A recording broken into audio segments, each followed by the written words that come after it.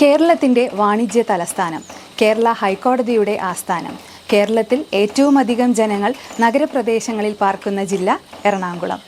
മുസിരിസ് എന്ന പേരിൽ അറിയപ്പെട്ടിരുന്ന ആദിചൈരന്മാരുടെ പ്രമുഖ തുറമുഖ നഗരം കൊടുങ്ങല്ലൂരാണ് എന്ന ധാരണ തിരുത്തപ്പെട്ട് ഇന്ന് എറണാകുളം ജില്ലയിലെ പറവൂരിനടുത്തുള്ള പട്ടണമാണ് എന്നതാണ് പുതിയ കണ്ടെത്തൽ. ഏതായാലും കൊച്ചിയുടെ ആധുനിക ചരിത്രവും സുവർണ കാലഘട്ടവും ആരംഭിക്കുന്നത് ശക്തൻ തമ്പുരാൻ്റെ കാലത്തോടെയാണ്. ഇലക്ട്രോണിക് വോട്ടിംഗ് മെഷീൻ ഉപയോഗിച്ച് ആദ്യമായി വോട്ടെടുപ്പ് നടന്ന ജില്ല കൂടിയാണിത്. കേരളത്തിൽ ഏറ്റവുമധികം തൊഴിലാളികളുള്ള ജില്ലയും ഏറ്റവും കുറവ് കർഷകരുള്ള ജില്ലയും എറണാകുളം ജില്ലയാണ്.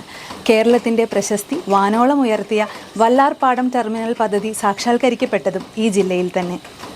ഇടപ്പള്ളിയിലെ കേരള ഹിസ്റ്ററി മ്യൂസിയം, അപൂർവമായ പക്ഷികളുള്ള തട്ടേക്കാട് സലീം അലി പക്ഷി സങ്കേതം, ശ്രീ ശങ്കരാചാര്യ സംസ്കൃത സർവകലാശാലയുടെ ആസ്ഥാനമായ കാലടി, പ്രസിദ്ധമായ ക്രൈസ്തവ ദേവാലയം സ്ഥിതി ചെയ്യുന്ന മലയാറ്റൂർ, മനുഷ്യനിർമ്മിതമായ വെല്ലിംഗ്ടൺ ഐലൻഡ്, ഇതെല്ലാം എറണാകുളം ജില്ലയുടെ പ്രശസ്തി വർദ്ധിപ്പിക്കുന്നു.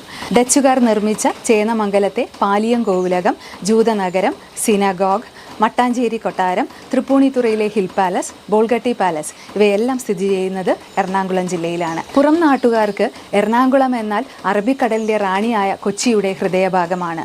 സാക്ഷരതയിലും സാമൂഹിക സാംസ്കാരിക വ്യാവസായിക രംഗങ്ങളിലും ഏറെ മുൻപന്തിയിൽ നിൽക്കുന്നു ഈ ജില്ല.